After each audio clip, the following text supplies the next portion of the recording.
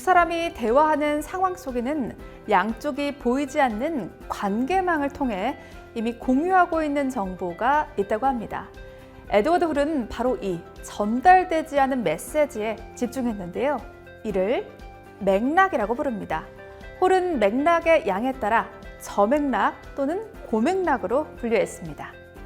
이러한 맥락 이론은 처음 만나는 사람과 소통 과정에서 두 사람 사이에 공유되는 정보의 정도에 따라 소통이 잘 이루어지는 정도를 분석하고 오해 상황을 해석할 수 있는 유용한 도구가 된다고 합니다. 조금은 생소한 맥락 이론, 사례를 통해 쉽게 설명해 주신다고 하니 얼른 시작해 볼까요?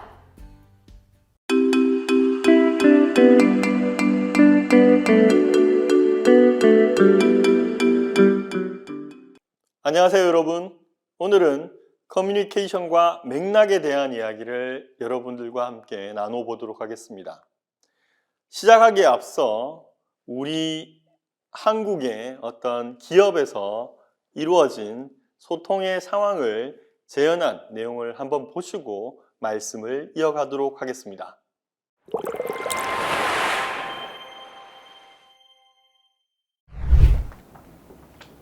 제가 부장님 말씀하신 복사본입니다. 고마워. 무슨 문제라도. 아니, 회의에 쓸 자료를 이렇게 낱장으로 준비한 사람이 어디 있어요? 이거 기본인 거 몰라요? 저는 부장님이 시키는 대로 복사를 됐어요. 내가 이런 것까지 일일이 알려줘야 돼요? 다시 가져가요.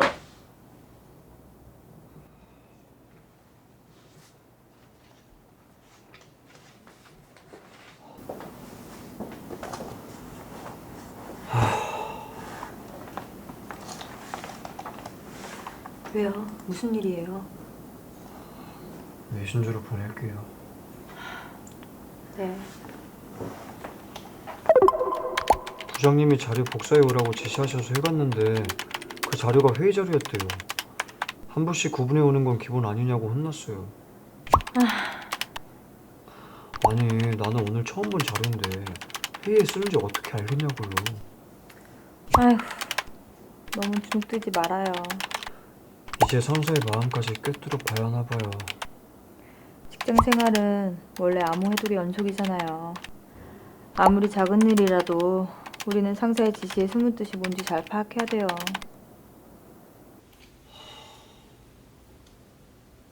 잘 보셨나요? 아마도 여러분들이 학교에 계시건 아니면 어떤 곳에서 일을 하고 계시건 한 번쯤은 경험해 보셨거나 아니면 관찰을 하신 기회가 있었을 수 있는 그런 어떤 사례가 아니었나 하는 생각이 듭니다. 통상적으로 오늘날 우리나라의 업무 조직 안에서 이루어지고 있는 커뮤니케이션의 스타일의 차이로 인해서 특히 세대 간의 어떤 소통의 양상으로 인해서 빚어지는 어떤 충돌의 이야기를 하고 있고요. 우리나라만이 가지고 있는 눈치, 이런 이런 어떤 문화들에 대한 이야기를 던질 수 있는 그런 어떤 사례가 아니었나 하는 생각이 듭니다. 오늘은 여러분과 함께 이와 관련이 된 홀의 맥락 이론에 대해서 살펴보도록 하겠습니다. 우리는 매일 수없이 많은 사람들과 소통하며 살아가고 있습니다. 대화와 관련된 실용서나 협상 관련된 서적들을 살펴보시면 누군가와의 소통 과정에서 말을 잘하는 것만큼이나 잘 듣는 것이 중요함을 강조하고 있습니다. 살아온 배경과 정체성이 다른 두 사람 사이에서 소통이 잘 이루어진다라는 의미는 과연 어떤 의미일까요? 어쩌면 이에 대한 대답은 사회마다, 집단마다, 또 개인마다 매우 다를 수밖에 없을 것입니다. 무의식 이론의 영향을 받았던 홀은 사람과 사람 사이의 의사소통 과정에서 전달되지 않은 메시지에 집중을 하였습니다. 여기서 전달되지 않은 메시지는 두 사람 사이의 커뮤니케이션 상황을 에워싸고 있는 정보로서 대화나 협상 상황에서 이미 두 사람, 화자와 청자의 관계망을 통해서 공유되어 있기 때문에 구체적이고 명시적으로 전달될 필요가 없는 정보라고 정의하고 있습니다. 중요한 것은 이러한 맥락 자체가 발화자의 커뮤니케이션 과정에 무의식적으로 지대한 영향을 미친다는 사실입니다. 홀은 커뮤니케이션 연구 분야에서 소통 과정에서의 맥락의 중요성이 광범위하게 인정되고 있긴 하지만 그 과정이 적절하게 설명된 경우가 드물고 특히 일반인들은 이에 대한 인식이 부족하다는 것을 언급하고 있습니다. 우리가 앞서 봤던 에피소드 속에서 상사와 부하 직원의 이 보이지 않는 소통의 문제와 관련이 될 수 있을 것 같습니다. 그리고 이에 대해 이해가 되었다고 하더라도 그로부터 얻은 통찰이 실제 행동에서 활용되지는 못하는 것이 일반적이라고 이야기를 하고 있습니다. 홀은 인간 개인과 외부 세계 사이에 놓인 선택적인 스크린에 대한 인식의 정도가 맥락의 척도와 밀접하게 관련이 되어 있다고 주장을 하고 있습니다. 따라서 저맥락에서 고맥락으로 갈수록 선택 과정에 대한 인식도가 높아진다는 것이죠.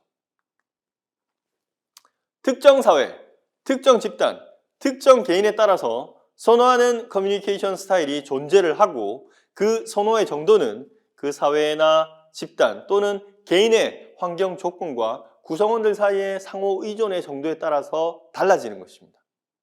최근 맥락에 대한 관심은 지구화의 증대를 통해서 국가 간, 지역 간, 개인 간의 교류가 증대됨에 따라 언어 번역의 필요성이 높아지면서 단어와 문법이 갖추어지는 것만으로 전달되지 않는 숨겨진 의미들을 어떻게 전달하고 이해할지 해답을 찾는 과정에서 나타나고 있습니다.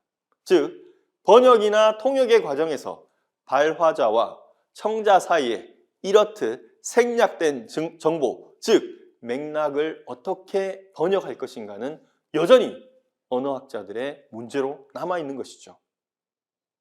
그러면 본격적으로 홀의 맥락에 대한 개념 이해를 바탕으로 해서 고맥락과 저맥락 커뮤니케이션의 특징을 살펴보도록 하겠습니다.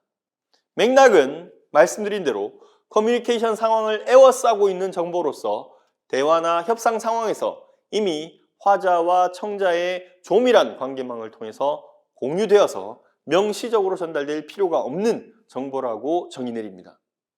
이러한 맥락 자체가 발화자의 커뮤니케이션에 무의식적으로 영향을 미치게 되는 것이고 따라서 생략된 정보가 많으면 많을수록 하이 컨텍스트, 고맥락 문화에 속하고 적으면 적을수록 로우 컨텍스트, 저맥락 문화에 속하는 것입니다. 고맥락 커뮤니케이션을 선호하는 사람들에게 훌륭한 의사소통이란 직설적이기보다는 세련되고 미묘하고 다중적인 의미를 가진 어휘들을 활용해서 의사전달을 하는 것이죠. 앞선 사례들처럼 눈치껏 행동하는 그런 어떤 커뮤니케이션의 양상과 관련이 되는 것입니다. 이들에게 중요한 것은 발화된 내용보다는 발화된 메시지 사이사이에 암묵적으로 표현되는 요소들입니다. 상사가 시킨 지시 내용을 그대로 받아들이기보다는 그 사이에 생략되어 있는 요구사항들을 읽어내는 것이라는 것이죠. 그러한 측면에서 우리나라의 조직 문화는 여전히 특히 나이 든 세대들은 고맥락적 커뮤니케이션을 선호한다라고 할 수 있는 것이죠. 반면에 저맥락 커뮤니케이션에 있어서 훌륭한 의사소통이라는 것은 정확하고 단순하고 분명하게 메시지를 전달하는 것입니다. 즉, 군더더기 없이 전달하는 내용이 아주 명확하게 구조화되어서 드러나고 오해를 피하기 위해서 의사소통 과정에서 끊임없이 서로 질문을 하고 대답을 하는 이런 과정을 통해서 명시적으로 의사전달을 하는 것이 저맥락 커뮤니케이션의 의사소통 양상이라고 이야기할 수 있습니다. 그러면 사회적인 특징을 조금 살펴보겠습니다. 고맥락 커뮤니케이션을 선호하는 집단의 특징은 대부분의 정보들이 발화가 되는 물리적인 조건, 즉 장소, 시간, 대화 상대방의 직위, 관계 등을 통해서 말없이 전달되거나 또는 대화 참여자들이 이미 알고 있다는 것을 전제하기 때문에 극소수의 정보만이 명확한 메시지를 통해서 전달이 될 가능성이 높습니다. 이러한 커뮤니케이션 스타일이 지배적인 집단은 보통 구성원 간의 상호 의존도가 높다라고 볼 수 있습니다. 즉, 상호 의존도가 높으면 높을수록 공유된 정보가 많을 수밖에 없는 것이죠. 그래서 집단주의적인 성향을 강하게 띈 사회일수록 이러한 고맥락 커뮤니케이션의 양상을 띠고 있다라고 볼 수가 있겠습니다. 반면 저맥락 커뮤니케이션을 선호하는 이것이 지배적인 사회는 어떨까요? 앞서 말씀드린 대로 숨겨진 정보의 양이 적기 때문에 모든 정보가 대화 상황에서 명시적으로, 직접적으로 전달이 되어야 되는 사회입니다. 그래서 저맥락 커뮤니케이션에서는 의사소통이나 인간관계를 위해서 부가적인 상세한 정보가 필요하게 되는 것이고, 이는 비공식적인 정보 채널이 폭넓게 존재하지 않는다라는 것이죠. 그래서 저맥락 커뮤니케이션이 지배적인 사회는 주로 개인주의적인 성향이 높은 사회입니다. 즉, 구성원과 구성원 간의 끈끈한 결집력이나 집단적인 정체성이 많이 형성되어 있지 않기 때문에 비공식적인 정보 채널이 활성화되어 있지 않습니다. 그러하기 때문에 이러한 개인주의적인 성향이 지배적인 그런 사회일수록 저맥락 커뮤니케이션을 선호하는 양상을 띈다라고 홀은 이야기하고 있습니다. 방금 말씀드린 고맥락과 저맥락 커뮤니케이션을 선호하는 사회를 홀은 자신의 책에서 명시적으로 언급하고 있지는 않습니다. 홀이 언급하고 있는 나라들은 주로 저맥락 커뮤니케이션 스타일을 선호하는 사회 집단, 국가로 독일어권 국가, 그러니까 독일, 스위스, 그 다음에 북유럽을 이야기를 하고 있고요. 그 반대편에 있는 고맥락적인 성향의 국가를 일본을 대표적인 예로 들고 있습니다. 하지만 그 이후에 관련된 학자들이 홀의 이 모델을 차용을 해서 여러 나라들을 여기에 대입을 해서 이런 식으로 분류를 하고 있는 것이죠. 여러분, 지금까지 우리가 홀의 맥락과 저맥락, 고맥락 커뮤니케이션의 특징, 그리고 그러한 커뮤니케이션을 각각 선호하는 사회의 특징을 설명을 해봤습니다. 여러분, 우리나라, 한국은 어디에 속할까요? 물론 여기 보시는 것처럼 한국은 저맥락에 소속되어 있다라고 볼 수가, 고맥락의 특징을 띠고 있습니다. 전통적으로 우리에게는 눈치라는 개념이 있고, 이 눈치라는 개념 안에 홀의 맥락을 통해서 이해할 수 있는 그런 어떤 특징이 있다라고 할 수 있겠습니다. 앞서 말씀드린 대로 저맥락 문화의 커뮤니케이션 양상을 조금 더 가시적으로 그려본다면, 여기 나와 있는 것처럼 암묵적으로 주어진 정보의 양이 적기 때문에 대화나 협상 과정에서 중심 의제가 직설적이고 명확하게 전달이 되는 특징이 있고요. 이에 반해서 고맥락과 같은 경우는 정보가 이미 공유되어 있기 때문에 구두상으로 표현되어 전달될 필요가 없는 것이죠. 그래서 협상 과정에서 고맥락 커뮤니케이션의 관점에서 보면 핵심을 비껴서 주변을 맴돌고 있는 그러한 어떤 의사소통의 양상을 띠고 있다, 이렇게 보실 수 있겠습니다. 그러면 여러분과 함께 방금 배운 맥락 이론을 적용해보는 시간을 가져보도록 하겠습니다. 여기에 7가지의 상황이 있습니다. 다음 상황 중 가장 소통이 잘 될 것 같은 상황부터 그렇지 않은 상황 순으로 나열해 보시죠. 그리고 그 이유에 대해서 한번 이야기를 나눠보도록 하겠습니다. 물론 소통이 잘 된다는 말은 보는 관점에 따라서 주관적으로 평가할 수 있겠지만, 두 사람의 소통의 과정에서 오해나 갈등이 잘 일어나지 않는다는 것을 전제로 하고 이야기를 풀어가 보도록 하겠습니다. 첫 번째입니다. 가정에서 함께 성장한 10대 쌍둥이 사이의 의사소통입니다. 두 번째, 재판장에서 처음 만나 서로 자신의 의뢰인을 변호하려는 변호사 두 사람 간의 의사소통입니다. 세 번째, 선박, 상선에서 처음 만난 한국해양대 출신 2등 기관사와 목포해양대 출신 2등 항해사 사이의 의사소통입니다. 네 번째입니다. 결혼 후 60년을 함께 산 80대 노부부 사이의 의사소통입니다. 5번째, 미얀마에서 교사 생활을 하다가 생계를 위해 상선에 승선한 미얀마인 부원과 부원은 배에서 오퍼레이터 직급이라고 생각하시면 되겠습니다. 한국인 선장 사이의 의사소통입니다. 6번째는 갓 승선한 20대 3등 항해사와 승선 경력 25년 경력의 50대 선장입니다. 마지막으로 우리가 일반적으로 대학에서 존재하는 인문대학 1학년 학생과 공과대학 1학년 학생 사이의 의사소통, 여러분들이 생각하시기에 어느 상황이 가장 두 사람 사이의 소통이 매끄러울지, 아니면 어느 상황이 가장 소통이 힘들지 한번 순서대로 나열을 해보면 좋을 것 같습니다. 간단하게 맥락 이론을 기반으로 일반적인 의사소통의 양상을 살펴보면 아무리 처음 만나는 사람 사이의 의사소통이라도 두 사람 사이에 공유되는 정보가 어느 정도냐에 따라서 소통이 잘 이루어지는 정도는 달라질 수밖에 없다라고 할 수 있습니다. 앞서 말한 대로 홀은 두 사람 사이에 공유되는 정보를 맥락이라고 이야기했던 것이죠. 다시 말해 두 사람이 살아온 환경이나 직업 분야 또는 관심 분야 등이 유사해서 서로가 가진 정보가 유사할수록 명시적으로 전달하지 않고 생략할 수 있는 정보가 많아질 수밖에 없는 것이죠. 네, 홀의 맥락 이론을 기반으로 방금 우리가 이야기했던 경우들을 몇 가지 설명해 보도록 하겠습니다. 먼저 세 번째 상황입니다. 세 번째 상황에는 한국해양대 출신 2등 기관사와 목포해양대 출신 2등 항해사가 의사소통을 하는 상황입니다. 그리고 6번 상황, 미얀마인 부원과 한국인 선장, 특히 이 두 사람은 살아온 배경과 그 다음에 공부한 영역이 전혀 다릅니다.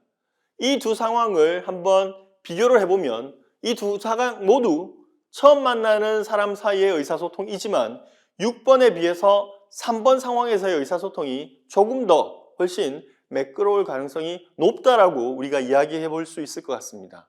왜 그럴까요? 우선 3번 한국해양대 출신 2등 기관사와 목포해양대 출신 2등 항해사는 동일한 직급이며 서로 다른 학교 출신이긴 하지만 유사한 공부를 하는 학교를 나와서 동일한 분야에서 커리어를 쌓아왔기 때문에 두 사람 사이에 공유되는 정보는 굉장히 많다라고 할 수 있습니다.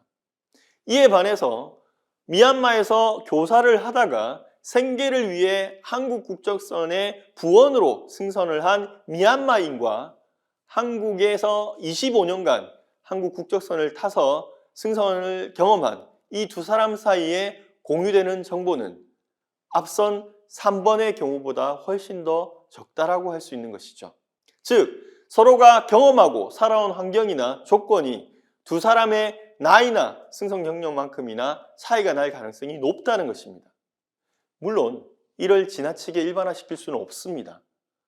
미얀마인 부원과 이 상황에서 선장이 꼭 소통이 잘 안 된다라고 이야기를 할 수는 없지만 맥락 이론의 관점에서 보면 6번의 상황이 3번의 상황보다 훨씬 저맥락적 소통이 이루어져야 할 것으로 우리가 해석할 수 있습니다.